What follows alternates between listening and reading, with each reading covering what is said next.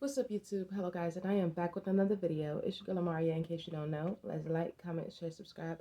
Tell me your favorite color, guys. How are you doing today?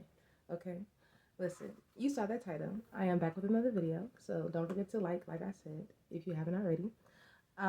We're going to talk about today about learning styles. If you have not found your learning style, then you probably don't learn that much in life, or you just garner your learning towards what your learning style is. So that's what this video is for.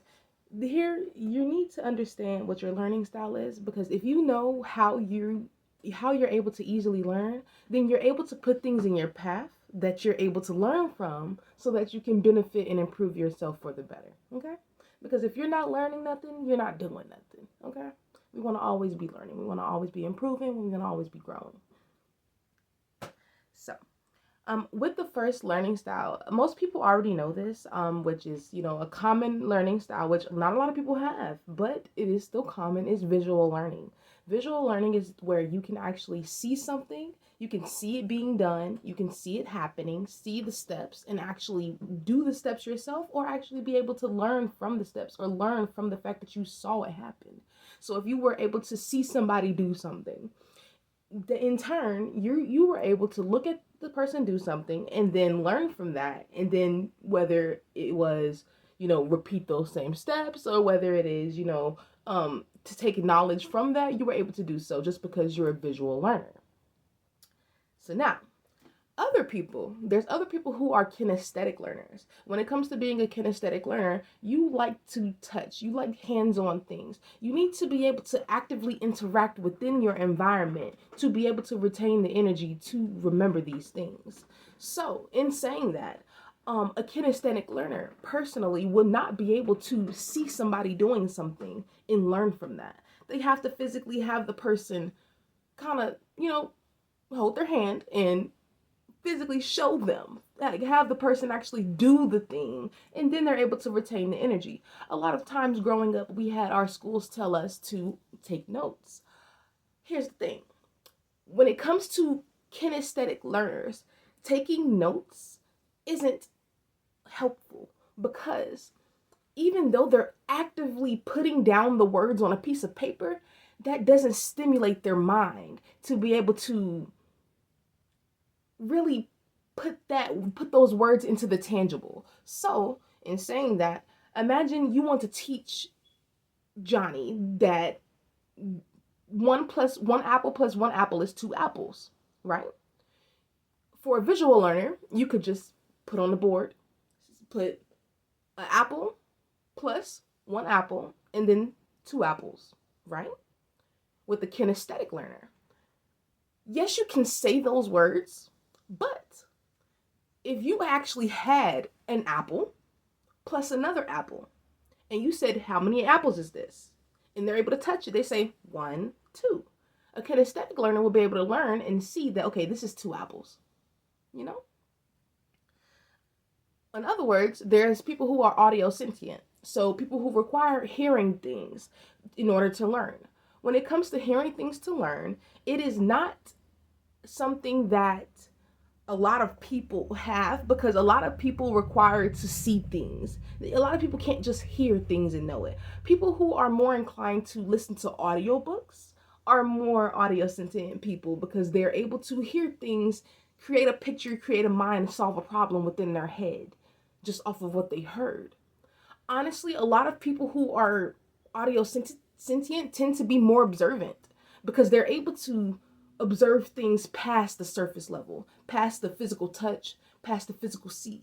You can hear. So for instance, I can hear across the street somebody's doing construction. I can hear a school bus going down the street. Things like that. A kinesthetic learner would have to, we'll have to see those things, yes, but actually have hands on, actually see those things. You know what I mean? A visual learner would, in turn, yes, still have to see those things, but they won't believe it unless they saw it. So, I hope you're understanding the correlation, and I'm not just ranting on here. When it comes to finding out your learning style, I noticed personally, I am more of a reader. reader. I love reading things. So I am able to read things and learn from the things that I read. And when it comes, I try to delve into different learning styles because that allows me to be able to gain information from sources that I previously would not have been able to gain information from. So, just because I am saying find your learning style, that does not mean limit yourself to one learning style. That just means know what you are prominent to learning with, and then also try to trickle into the other learning styles as well, because you want to make sure you're broadening your horizons. If you are limiting yourself and only allowing yourself to learn things that you're touching, that you're feeling, that you can see, you're not going to see much, because a lot of things that happen in this world and a lot of things that go on require more than just surface level looking, surface level touching, surface level feeling. You know what I mean? You have to really know. I don't want to say the word know, because that brings too much confusion. You have to sense, if you can understand what I mean by that. You have to be able to sense the things that are good for you and the things that are not good for you. And when it comes to learning, we see and we have so many different avenues and paths of learning every single day that we miss some because of the fact that we're only focusing on the things we can touch, the things we can see, the things we can hear. You know what I mean? So, that's literally the whole purpose of my series. Beating procrastination is about beating the procrastination that you have been keeping within yourself, that has been prohibiting you from living the life that you want to live, improving your life in the way that you want to improve it. And that starts off by finding your purpose. That starts off by finding out your learning skill. That starts off by finding that willingness within yourself to want to do better, because there's a lot of people in this life who are not doing good and they don't want to do better, and that's 100% okay for them.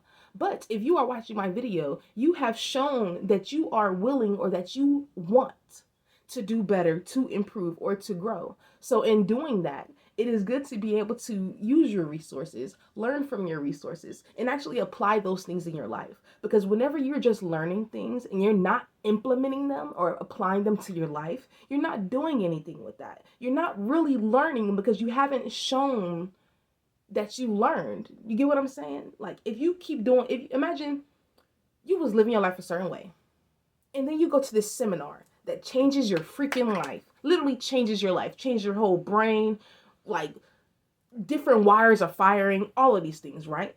The seminar changed your life. And when you leave that seminar, you literally do nothing different.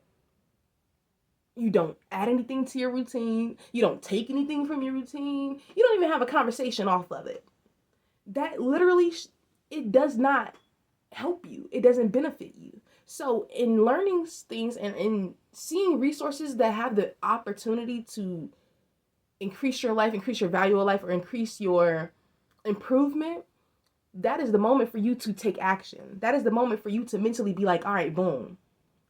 I know what I need. I know what I can do. Let me go ahead and do this. Even if it's only 10 minutes, even if it's 20 minutes, even if you can set apart 30 minutes every single day just to do something that you smile about, do something that you enjoy, do something that you know is going to catapult you into your future self or onto that future timeline. You know what I mean? Like, hopefully you catch my drift. All right.